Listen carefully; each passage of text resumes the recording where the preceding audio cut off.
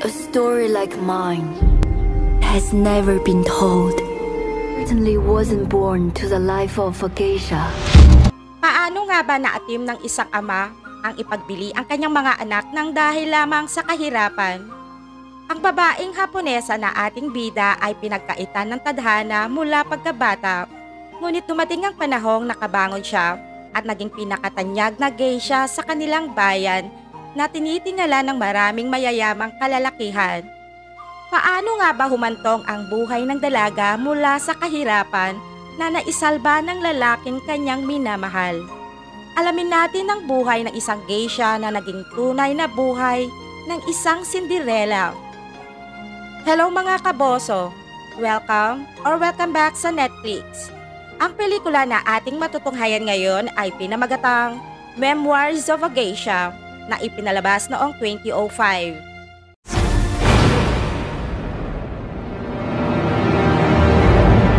Ang pelikula ay naitakda noong 1929 sa Showa era tungkol sa magkapatid na sina Satsu at Chiyo na ipinagbili ng kanilang mangingisdang ama at dinala sila sa Kyoto. Nang makarating na sila sa syudad, si Chiyo ay ipinagbili muli sa Okiya, isang lugar kung saan nakatira ang mga geisha. Ngunit si Satsu na hindi kagandahan ay ipinagbili sa bahay aliwan. Nang makarating na sila sa Okiya, nakilala ni Chiyo ang namamahala doon na sina Granny, Auntie at Mother, kung saan natuon ang kanilang atensyon sa kulay asul na mata ng bata. Matapos ma-examine, ikinulong si Chiyo sa kanyang magiging silid kasama ng isa pang batang babae na nagngangalang Pumpkin. Kinabukasan ay nagsimulang magtrabaho ng gawaing bahay sina Chiyo at Pumpkin. Nanlumo si Chiyo na mapag-alaman niyang hindi sila maaaring lumabas ng gusali. Ngunit nagtsismisan sila ni Pumpkin at doon niya nalaman na ang mga geisha sa Okiya ay palihim na nakikipagkita sa isang lalaki na mahigpit namang ipinagbabawal doon. Ang babaeng geisha ay si Hatsumomo na nahuli silang naninilip, kaya sinabihan niya ang mga ito na manahimik. Napansin din ito ang kulay asul ng mga mata ni Chiyo at pinapaalis niya ito sa kanyang lugar dahil mabaho di umano ito. Nagsumikap si Chiyo kaya hinayaan siyang magsanay sa geisha school kasama si Pumpkin. Iyon ang una niyang pagkakataon na makalabas ng bahay mula na makarating siya sa Okiya, kaya nais niyang hanapin ang kanyang kapatid, ngunit pinigilan siya ni Pumpkin dahil malilintikan sila. Nang gabing iyon ay dumating si Hatsumomo kasama ang isang kasamahang geisha. Lasing ang mga ito habang tinitignan nila ang isang napakamahal na kimono na pag-aari ni Mameha, isa sa mga prominenteng geisha. Nagbayad sila ng isang kasambahay upang nakawin ito at inutusan ni Hatsumomo si Chiyo na sirain ang kimono sa pamamagitan ng paglagay ng tinta dito bago ibalik kay Mameha. Pinadala sa kanya pabalik ang kimono, ngunit nahuli siya kaya bilang parusa. Pinagpapalo siya ni Mother dahil kailangan bayaran ni Mother ang kimono kay Mameha. Isang gabi isinama ni Hatsumomo si Chiyo sa kanyang susunod na appointment upang payungan siya habang umuulan. Sa halip na hintayin ito ni Chiyo ay tumakas ito at tumungo sa bahay aliwan upang puntahan ang kanyang kapatid. Masaya si Satsu nang magkita sila at ipinaalam niya na nagtungo siya sa Okiya para makita si Chiyo, ngunit pinalayas siya doon. Nais ni Chiyo na tumakas na sila ng oras na iyon, ngunit ayon kay Satsu ay kailangan niya munang magnakaw ng pera. Nagkasundo silang magkapatid na magkita sa makalawa ng gabi sa may tulay, ngunit hindi sigurado si Chiyo kung makakarating ba siya. Ayon kay Satsu ay matagal na siyang nagdusa at kung sakaling hindi magpapakita si Chiyo ay aalis na lamang siyang mag-isa. Bumalik si Chiyo sa Okiya kung saan nadatnan niyang nakikipaglandian na naman si Hatsumomo sa kanyang kasintahan, kaya nagmadaling pinaalis nito ang lalaki bago pa man sila mahuli. Narinig naman ni Mother ang ingay at nagmadaling lumabas. Nagsinungaling si Hatsumomo na nahuli niya si Chiyo na ninanakawan siya kaya pinarusahan na naman ito. Napagtanto ni Chiyo na wala naman siyang utang na loob kay Hatsumomo kaya ipinaalam niya kay Mother ang kanyang totoong nakita. Ang galit na si Mother ay ineksamin si Hatsumomo sa pamamagitan ng pagpasok ng kanyang daliri sa ari nito at napag-alaman niyang nagsasabi ng totoo si Chiyo, kaya sinampal nito si Hatsumomo at pinagbawalang makipagkitang muli sa lalaking iyon dahil ang mga geisha ay hindi maaaring magmahal. Iniutos din ito na ikandado lahat ng pintuan upang walang makakalabas ng gusali nang hindi niya alam. Sa sumunod na gabi, nagpasya si Chiyo na umakyat sa bubong at sinubukang makatakas upang makipagkita sa kanyang kapatid na babae. Ngunit siya ay nahulog at nasugatan ng husto. Si Satsu naman ay tumakas mag-isa at hindi na nakita pang muli ni Chiyo. Nadagdagan pa ang masamang balita sa pagpanaw ng mga magulang ni Chiyo at ang bayarin sa pagpapadoktor niya ay nadagdag pa sa pagkakautang niya sa Okiya. Nagpasya na si Mother na ipahinto ang pagsasanay ni Chiyo sa pagiging geisha at manilbihan na lamang sa kanila upang makabayad sa kanyang pagkakautang. Isang araw, nakaupo si Chiyo sa may tulay na umiiyak at iniisip kung bakit napakalupit ng tadhana sa kanya. Doon siya natagpuan ni Chairman Ken na ayaw makakita ng batang malungkot, kaya binilhan siya nito ng ice dessert upang mapasaya siya. Matapos purihin ang kanyang mga mata, binigyan siya ni Ken ng barya na nakabalot sa loob ng kanyang panyo bago ito umalis. Sinundan naman ito ng tingin ni Chiyo at hindi maiwasang mapansin ang dalawang geisha na kasama ng chairman. Ipinapangako niya sa kanyang sarili na magiging geisha din siya balang araw upang makitang muli si Chairman Ken. Ang perang ibinigay sa kanya ay ginamit niya sa templo upang gumawa ng kahilingan na makitang muli si Chairman Ken at ang panyo ay itinago niya bilang espesyal na alaala ng pagkikita nila ng lalaki. Ilang taon nang lumipas ay naging ganap ng geisha si Pumpkin sa pangangalaga ni Hatsumomo, habang si Chiyo naman na 15 taong gulang na ay patuloy pa din sa paninilbihan sa Okiya. Isang gabi, tinungo ni Chiyo ang kanyang kaibigang si Pumpkin dahil nakalimutan nito ang kanyang instrumento at napansin niya na isa si Chairman Ken sa mga bisita doon. Subalit nang makarinig si Ken ng ingay ay lumabas ito kung saan nagtama ang kanilang paningin, kaya nagmadali namang tumakbo si Chiyo dahil hindi pa ito handang makaharap muli si Ken. Isang araw ay nagtungo si Mameha sa Okiya. Sinabi niya kay Mother na hindi na kailangan ng katulong doon dahil namayapa na si Granny. Kaya nais niyang kunin si Chiyo sa kanyang pangangalaga at siya na ang bahala sa magiging gastusin nito. Inihanda ng Okiya si Chiyo pabalik sa pagsasanay bilang geisha na kinaiinggitan naman ni Hatsumomo. Tulad ng kanyang ipinangako, kinuha ni Mameha si Chiyo sa kanyang pangangalaga at itinuro na dito ang lahat ng dapat malaman upang maging ganap na geisha. Nakilala din ni Chiyo si Baron na siyang parokyano ni Mameha. Nang dumating ang araw na handa na siya ay pinalitan ni Mameha ang kanyang pangalan bilang si Sayuri. Ang kanyang unang debut bilang geisha ay nagsimula ng hapunan kung saan naroon din si Baron kasama ang kanyang mga kaibigan mula sa militar. Kalaunan sa Okiya, sinampal ni Hatsumomo si Sayuri at binalaang sisiraan niya ito. Kinabukasan, ipinaalam ni Mameha na gagawa ng paraan si Hatsumomo upang siraan siya at agawin ang kanyang mga kliyente. Kaya nagpasya si Mameha na isama si Sayuri upang manood ng sumo wrestling match kasama sina Chairman Ken at Nobu. Nais ni Sayuri na makausap si Ken, ngunit inutusan siya ni Mameha na aliwin si Nobu dahil ito ang boss, kaya isa itong malaking isda para sa kanila. Umalis sila nang paparating na sila Hatsumomo at Pumpkin dahil ayaw nilang magsimula na naman ang kompetensya. Makalipas ang ilang mga araw, nagplano si Mameha kung paano unahan si Hatsumomo. Ang unang hakbang ay sugatan ni Sayuri ang kanyang hita upang maipadala siya kay Dr. Crab. Nag-alangan si Sayuri ngunit ginawa pa din niya ang utos sa kanya ni Mameha, kaya nagtungo sila kay Dr. Crab. Naakit ang matandang doktor nang makita ang makinis na mga hita at alindog ni Sayuri.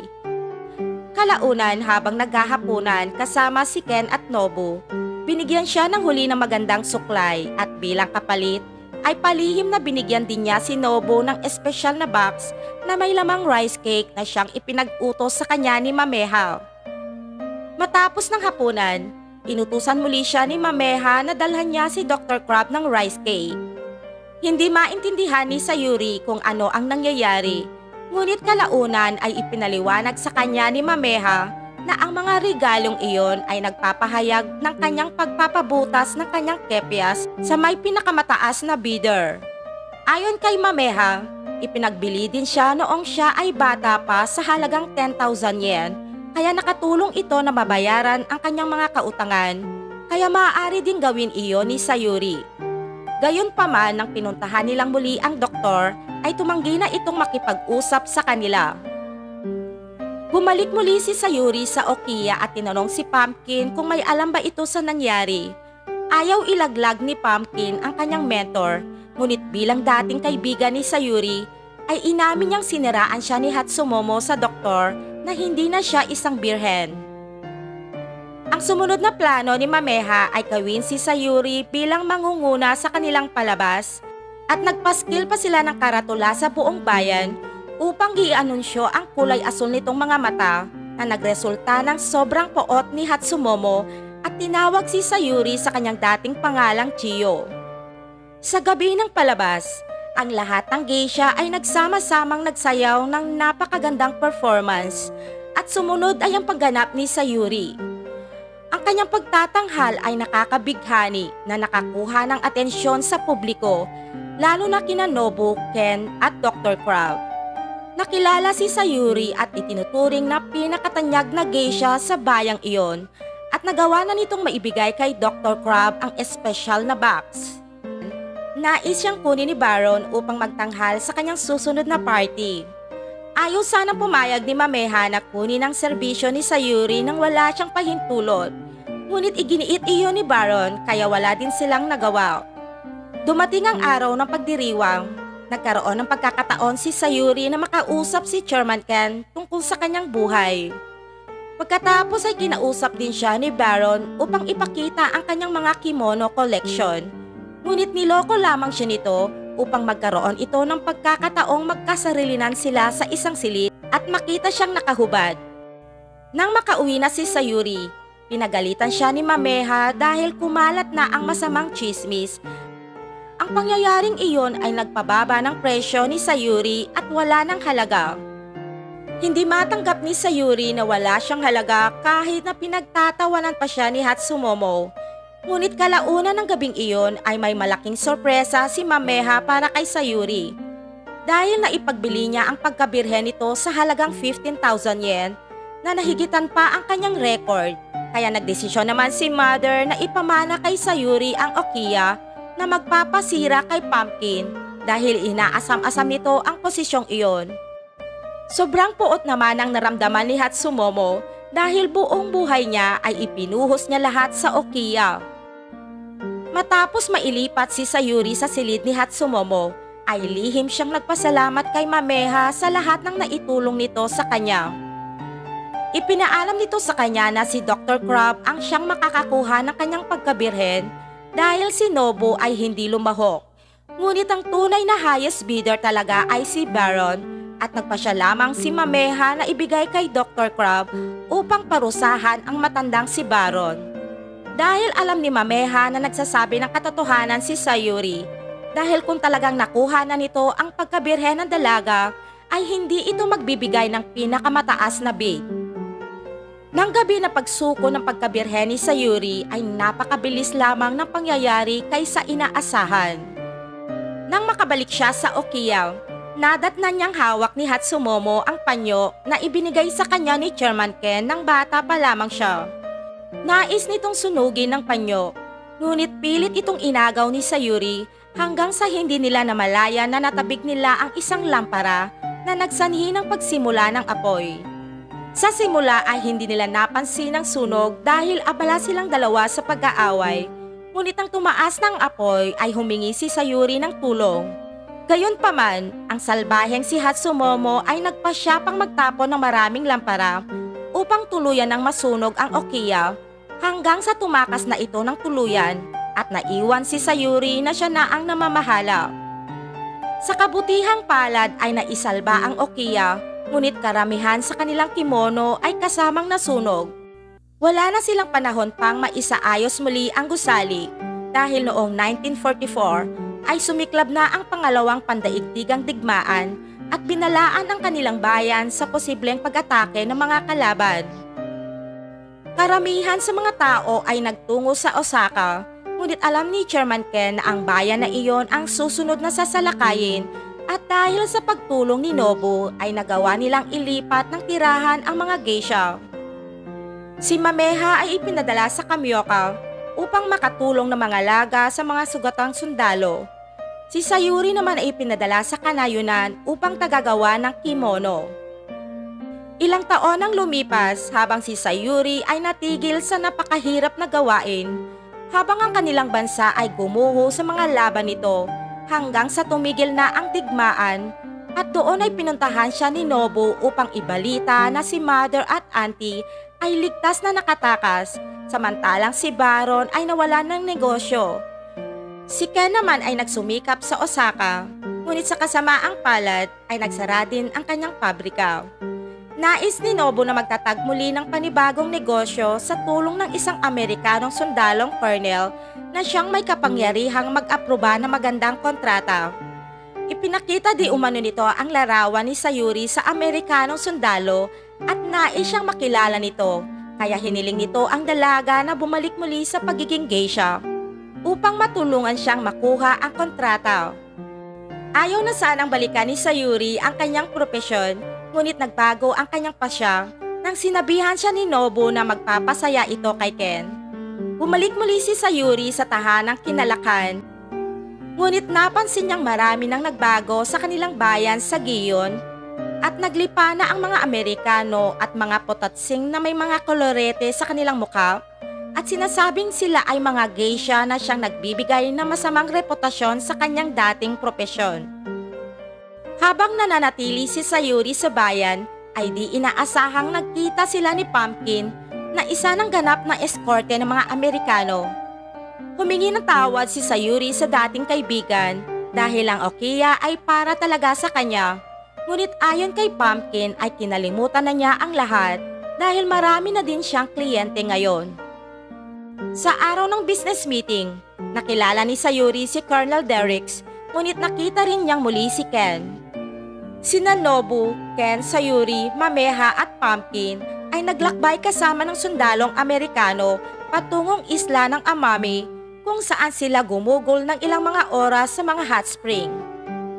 Pagkatapos ay nais ng Amerikanong sundalo na kunin ang serbisyo ng dalaga, ngunit tinanggihan ito ni Sayuri.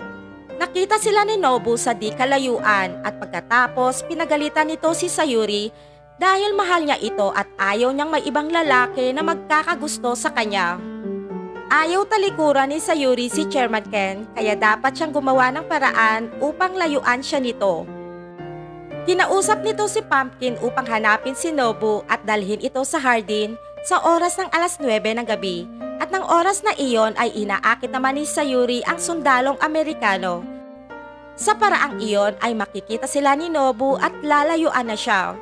Subalit ang lalaking dinala ni Pumpkin ay walang iba kundi si Chairman Ken sa halip na si Nobu at nang sandaling nakita nito si Sayuri ay nagmadali itong umalis. Dahil sa pagkabalisa, inamin ni Pumpkin na ginawa niya iyon upang makapaghiganti sa pag-agaw nito ng Okiya sa kanya. Kinaumagahan, ang heartbroken na si Sayuri ay nagtungo sa kabundukan upang itapon ng panyo sa karagatan na ibinigay sa kanya ni Chairman Ken. Ilang araw ang lumipas, bumalik muli si Sayuri sa pagiging geisha. Nang makabalik na sa Okiya, isang mahalagang kliyente ang nais siyang makita sa tea house. Naisip ni Sayuri na maaaring si Nobu iyon, subalit nagulat siya nang makita si Ken. Lumalabas na alam ni Ken ang tungkol sa batang babae na nakita niya sa tulay at siya din ang nag-utos kay Mameha na ipadala si Sayuri upang magsanay bilang geisha. Matapos niyang makita ito ng gabing dinala nito ang instrumento ni Pumpkin.